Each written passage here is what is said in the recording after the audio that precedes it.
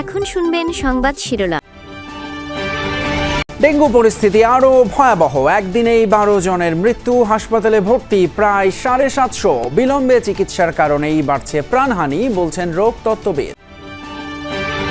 PRN নামে ফ্যাসিবাদ কায়েমের ষড়যন্ত্র চলছে, অভিযোগ বিএনপি নেতাদের। এলডিসি উত্তোলন স্থগিত রাখতে জাতিসংঘে চিঠি দিতে সরকারের প্রতি আহ্বান। নির্বাচন আয়োজনে অন্তর্বর্তী সরকারের উপর আস্থা আছে 70% মানুষের, জরিপ ইনোভেশনের। পিআর কি জানে না 56% জনগণ। ভারত, মালয়েশিয়া সহ 5 দেশে সাবেক ভূমিমন্ত্রী সাইফুজ্জামানের বিপুল সম্পদের সন্ধান। দুদকের রেড নোটিশ জারির আবেদন মঞ্জুর। স্বাধীন ফিলিস্তিন রাষ্ট্রের স্বীকৃতি দিল যুক্তরাজ্য, কানাডা এবং অস্ট্রেলিয়া। যুদ্ধ বিধ্বস্ত গাজাবাসীর উল্লাস, নাখোশ ইসরায়েল। আসসালামু আলাইকুম। এতক্ষণ দেখছিলেন সংবাদ শিরোনাম, এখন দেখবেন বিস্তারিত। ডেঙ্গুতে বছরের সর্বোচ্চ মৃত্যু দেখল দেশ। 24 ঘন্টায় মারা গেছেন 12 জন। সবচেয়ে বেশি মৃত্যু বরিশাল বিভাগে। স্বাস্থ্য বিভাগ বলছে, জ্বর নিয়ে অবহেলা এবং দেরিতে চিকিৎসা শুরুর কারণে প্রাণহানি কমানো যাচ্ছে না। ডেঙ্গু এখন সারা বছরের রোগ। দেশের প্রায় সব জেলাতেই ডেঙ্গুর বিস্তার হয়েছে। সবচেয়ে নাজুক পরিস্থিতি বরিশাল বিভাগে। স্বাস্থ্য বিভাগের তথ্য বলছে, চলতি বছর ডেঙ্গু আক্রান্ত হয়ে হাসপাতালে ভর্তি হয়েছেন 41,000-এর বেশি মানুষ।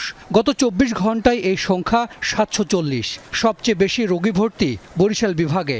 আক্রান্তদের বেশিরভাগের বয়স 20 থেকে 40 বছরের মধ্যে। NS1 ক্ষেত্রে আমরা বলি জ্বর আসার প্রথম 3 দিনের মধ্যে আসতে হবে। এখন কেউ যদি 4 নাম্বার দিন বা 5 নাম্বার দিনে NS1 টেস্ট করে এবং তার নেগেটিভ আসে এবং সে যদি মনে করে তার ডেঙ্গু হয়নি, তাহলে তো ডায়াগনোসিস হবে না। টাইমিং খুব বড় একটা ব্যাপার। NS1 এর ক্ষেত্রে প্রথম 3 দিনের মধ্যে করতে হবে এবং IgM এর ক্ষেত্রে 5 দিন পরে করতে হবে। আক্রান্তের সঙ্গে বেড়েছে মৃত্যুও। 24 ঘন্টায় 12 মৃত্যুর মধ্যে 5 জন বরিশালে ও 5 জন ঢাকায়। স্বাস্থ্য বিভাগ জানিয়েছে, এবছর ডেঙ্গুতে প্রাণ হারিয়েছেন 179 জন। পেশেন্টগুলো আমাদের কাছে আসছে অনেক পরে, যখন আসলে আমাদের বেশি কিছু করার থাকছে না।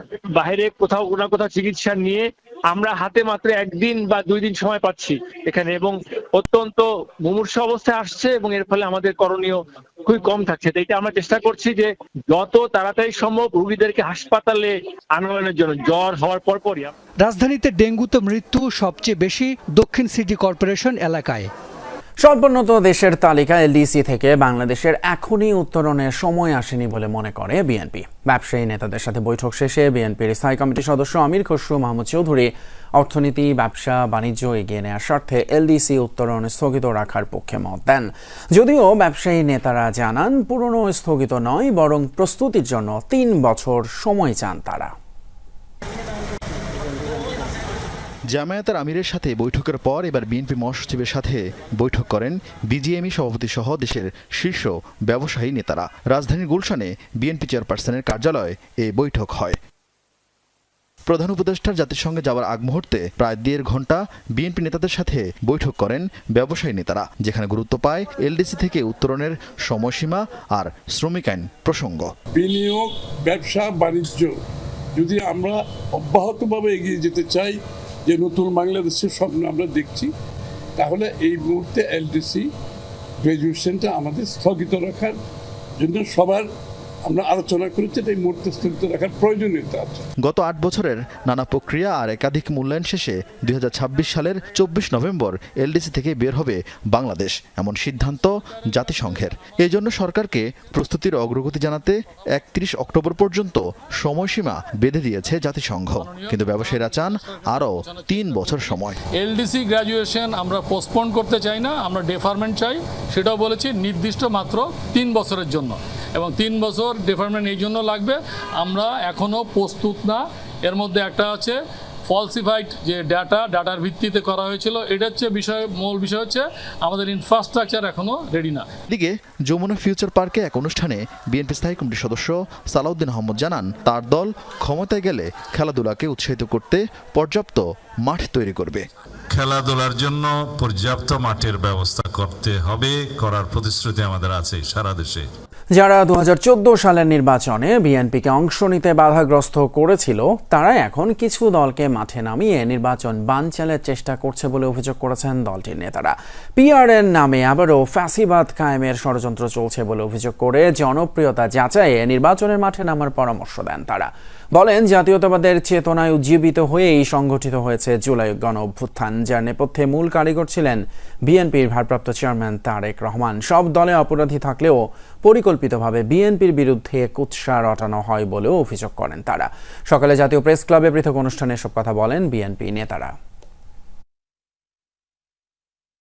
সিলেটের পাথর উত্তোলনের সাথে জামাতের নেতার নাম পাওয়া যাচ্ছে, নারী ঘটিত বিভিন্ন ঘটনার সাথে নাম পাওয়া যাচ্ছে, কিন্তু সোশ্যাল মিডিয়ায় বিএনপি করছে কিন্তু বিএনপি তার বিরুদ্ধে কি ব্যবস্থা নিচ্ছে ওটা তো ফলো করে আপনারা বলছেন না। বাংলাদেশি জাতীয়তাবাদের যে আদর্শ, সেই আদর্শকে অনুসরণ করে আমরা বাংলাদেশকে বিশ্বের বুকে পুনরায় একটি সম্মানশীল জাতি হিসাবে প্রতিষ্ঠিত করব। স্বাধীন রাষ্ট্র হিসেবে ফিলিস্তিনকে একসাথে স্বীকৃতি দিল প্রভাবশালী 3 দেশ, যুক্তরাজ্য, কানাডা এবং অস্ট্রেলিয়া। রোববার আনুষ্ঠানিক বার্তা দেয় দেশগুলো, জানায় চলমান ইসরায়েলি আগ্রাসনের মুখে 2 রাষ্ট্রভিত্তিক সমাধানকে পুনরুজ্জীবিত করতেই এই সিদ্ধান্ত। এদিকে দেশগুলোর এমন পদক্ষেপকে অযৌক্তিক আখ্যা দিয়েছে ইসরায়েল। এ নিয়ে ফিলিস্তিনকে স্বীকৃতি দেয়া মোট দেশের সংখ্যা দাঁড়ালো 150-এ। বেলফোর ঘোষণার মাধ্যমে 100 বছরেরও বেশি সময় আগে ফিলিস্তিনে ইসরায়েল প্রতিষ্ঠার ঘোষণা দেয় যুক্তরাজ্য। 1 শতাব্দী পর এবার সেই ফিলিস্তিনকেই স্বাধীন রাষ্ট্রের স্বীকৃতি দিল দেশটি। রোববার এক ভিডিও বার্তায় আনুষ্ঠানিকভাবে ফিলিস্তিনকে স্বীকৃতির ঘোষণা দেন ব্রিটিশ প্রধানমন্ত্রী কেইর স্টারমার। জানান, 2 রাষ্ট্রভিত্তিক সমাধানকে পুনরুজ্জীবিত করতেই লন্ডনের এই সিদ্ধান্ত। আজ থেকে যুক্তরাজ্য ফিলিস্তিনকে স্বাধীন রাষ্ট্র হিসেবে স্বীকৃতি দিচ্ছে। মধ্যপ্রাচ্যে ক্রমবর্ধমান ভয়াবহতার মুখে শান্তির সম্ভাবনাকে বাঁচিয়ে রাখার জন্য আমরা কাজ করছি, যার অর্থ একটি নিরাপদ, সুরক্ষিত ইসরায়েল এবং কার্যকর ফিলিস্তিন রাষ্ট্র। Israeli and Palestinian deserve to live in peace. যৌথ বিবৃতিতে ফিলিস্তিনকে স্বাধীন ঘোষণা করে নিজেদের সিদ্ধান্ত জানায় অস্ট্রেলিয়া। প্রধানমন্ত্রী অ্যান্থনি আলবানিজ ও পররাষ্ট্রমন্ত্রী পেনি ইয়ং স্বাক্ষরিত এক বিবৃতিতে নিশ্চিত করা হয় বিষয়টি। এর আগে G7 জোটের প্রথম দেশ হিসেবে ফিলিস্তিনকে স্বীকৃতি দেয় কানাডা। ফিলিস্তিন ও ইসরায়েলের জন্য শান্তিপূর্ণ ভবিষ্যৎ করে তোলার প্রতিশ্রুতি দিয়ে বিবৃতি দেন প্রধানমন্ত্রী মার্ক কার্নি। প্রভাবশালী এই 3 দেশ মিলিয়ে ফিলিস্তিনের সার্বভৌমত্বকে স্বীকৃতি দেয়া দেশের সংখ্যা দাঁড়ালো 150টিতে, যা পুরো বিশ্বের 75%-এরও বেশি। সোমবার এ তালিকায় যুক্ত হবে আরেক পশ্চিমা দেশ, ফ্রান্স। এবারে মালয়েশিয়া, ভারত সহ 5টি দেশে ক্ষমতাচ্যুত আওয়ামী লীগ সরকারের পলাতক ভূমিমন্ত্রী সাইফুজ্জামান চৌধুরীর অবৈধ সম্পদের তথ্য পেল দুদক। চট্টগ্রামের আনোয়ারায় রাতভর অভিযান চালিয়ে উদ্ধার হওয়া 23 বস্তা নথি থেকে প্রাথমিকভাবে মিলেছে এই তথ্য। অন্যদিকে সাবেক ভূমিমন্ত্রী এবং তার স্ত্রীর বিরুদ্ধে রেড নোটিশ জারির জন্য দুদকের করা আবেদন মঞ্জুর করেছেন আদালত। বস্তা ভর্তি এসব নথি রাখা হয়েছিল লুকিয়ে, যাতে আড়াল করা হয়েছিল বিভিন্ন দেশে সাবেক ভূমিমন্ত্রী সাইফুজ্জামান চৌধুরীর হাজার কোটি টাকার সম্পত্তির হিসাব। রিমান্ডে 2 সহযোগীর দেয়া তথ্যের ভিত্তিতে চট্টগ্রামের আনোয়ারায় 3 দিন ধরে অভিযান চালায় দুদক। সাবেক ভূমিমন্ত্রীর স্ত্রী রুখমিলা জামানের গাড়ি চালক ইলিয়াসের প্রতিবেশী ওসমানের বাড়িতে শনিবার রাতভর অভিযানে বেরিয়ে আসে 23 বস্তা নথি। পাওয়া যায় কম্বোডিয়া, ভিয়েতনাম, থাইল্যান্ড, মালয়েশিয়া ও ভারতে থাকা বিপুল অবৈধ সম্পদের তথ্য। অভিযানের নেতৃত্ব দেয়া দুদকের উপপরিচালক মশিউর রহমান জানান, সব তথ্য এখনও যাচাই করে দেখা সম্ভব হয়নি। ইন্ডিয়াতে 3টা সম্পদ, মালয়েশিয়ায় 2টা সম্পদ, থাইল্যান্ডে 4-5টা সম্পদ, এরকম অল্প অল্প করে আছে। তার মানে তার শুধুমাত্র যে 4টা দেশে রয়েছে তা না, আরও নতুন করে 4-5টা দেশের সন্ধান আমরা পেয়েছি। তার মানে বিশ্বের বিভিন্ন দেশে তার সম্পদগুলো ছড়ায় ছিটায় আছে।